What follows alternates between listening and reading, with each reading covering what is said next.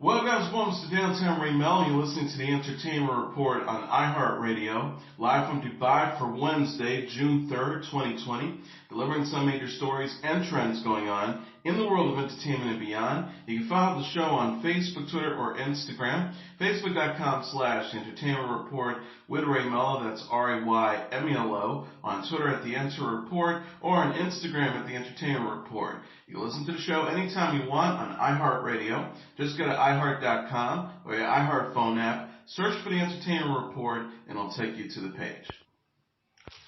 Just Mercy, the 2019 film about civil rights attorney Bryan Stevenson, is available to stream free during the month of June. Warner Bros. Said is offering free rentals of the legal drama on digital platforms to encourage education about systematic racism in U.S. society.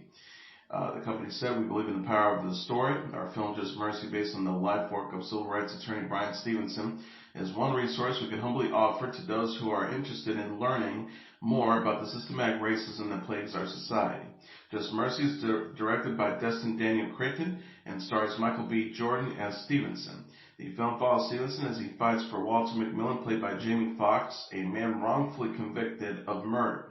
Warner Brothers made the film available to stream for free following the death of George Floyd.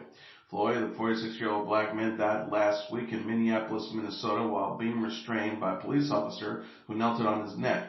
The studio says, to actively be part of the change our country is so desperately seeking, we encourage you to learn more about our past and the countless injustices that have led us to where we are today.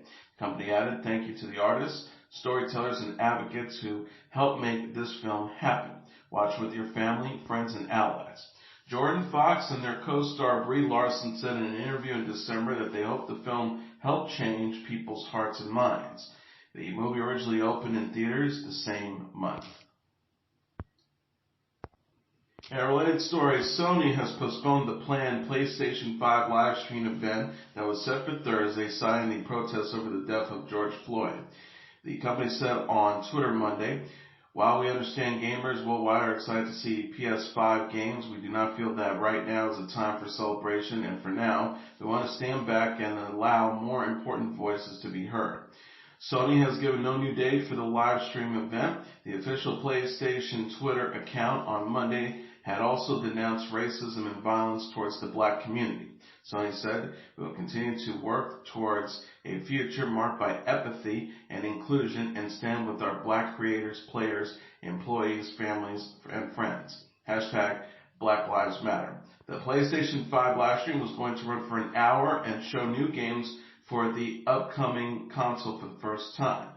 Sony has not given an exact release date or price for the PlayStation 5, which is launched holiday in 2020. The Oregon Theater Wing and the Village Voice have postponed the 2020 Obie Awards due to the nationwide protests taking place over the death of George Floyd. The Obie Awards made the announcement on Twitter Tuesday. The 65th annual event, which honors off-Broadway productions, was to take place virtually on YouTube Thursday. Details about the rescheduled award ceremony will be announced at a later date. The president and CEO of the American Theater Wing, Heather Hitchens, said in a statement, "Our hearts are heavy and our souls are weary. It is a time for reflection and mourning, for action and activism. It is not time for celebration and diversion. The American Theater Wing stands with communities of color today, tomorrow, and always. Black stories matter. Black opportunities matter. We must all speak out, do better, and drive out hate and prejudice from wherever it hides, because all lives will only truly matter when Black lives matter." Music superstars The Weeknd and Drake have both donated $100,000 to National Bailout. The Weeknd and Drake gave the organization money on Monday after singer-songwriter Mustafa the Poet encouraged them to donate. Mustafa the Poet himself gave $400. He tweeted Monday, "My Toronto Kings at Champion Poppy and at The Weeknd swipe up and match my donation, but about added 3 zeros. Let's help reunite black families." National Bailout is a Black League collective work to end pretrial detention, specifically for black women. Mustafa the Poet shared a screenshot of The Weeknd's $100,000 receipt, while Drake posted his own receipt on Instagram stories. The weekend gave an additional $200,000 to the Black Lives Matter Global Network and $200,000 to the Colin Kaepernick Know Your Rights Camp Legal Defense Initiative, bringing his donations to $500,000 in total.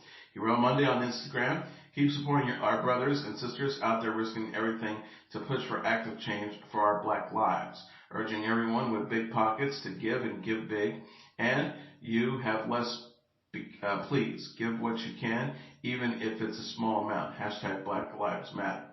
Celebrities have donated to organizations supporting the Black Lives Matter movement in the wake of George Floyd's death. On Saturday, model and television personality Chrissy Teigen pledged to give $100,000 to help bail out protesters demonstrating over Floyd's death. She doubled the amount to $200,000 after being criticized on Twitter.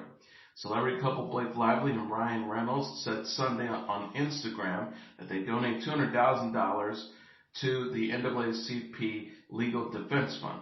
The actress and actor expressed regret for past ignorance and said they want to use their privilege and platform to be an ally going forward.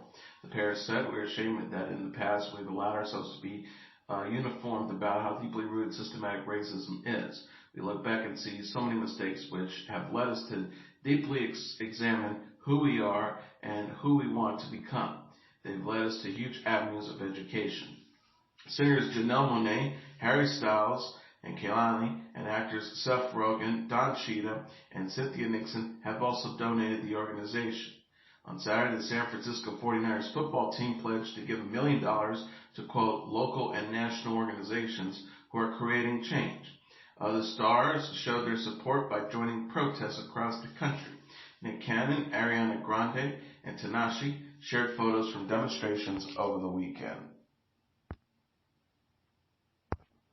Keegan-Michael Key talks about the protests happening nationwide following the death of George Floyd and the way people can take action by supporting criminal justice reform on The Late Show with Stephen Colbert. Key told Colbert on Tuesday the frustration that people are feeling, the anger that people are feeling, is a manifestation of a systematic problem. So I'm trying to figure out how do we cut into the system, and the way I think we do that is by supporting organizations that do things like criminal justice reform and voter rights reform and voting reform. Things where you can replace somebody with the person who wants to be abide by the law or wants to use the law to help all of the citizens of the nation. He also talked about how police treat him differently as a famous black man.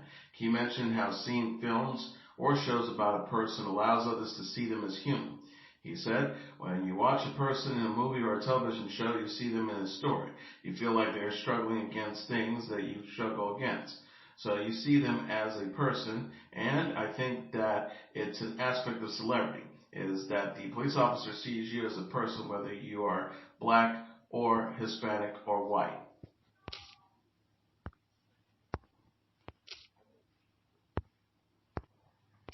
BBC One announced on Tuesday a new series hosted by soccer star Peter Crouch, combining the worlds of sports, comedy, and music titled Save Our Summer. The series is set to launch on Saturday. Crouch will be joined by television host Maya Jama and comedian Alex Horn. Save Our Summer will feature Crouch taking on extreme challenges, special performances from music's megastars, celebrity guests, and a sporting tournament.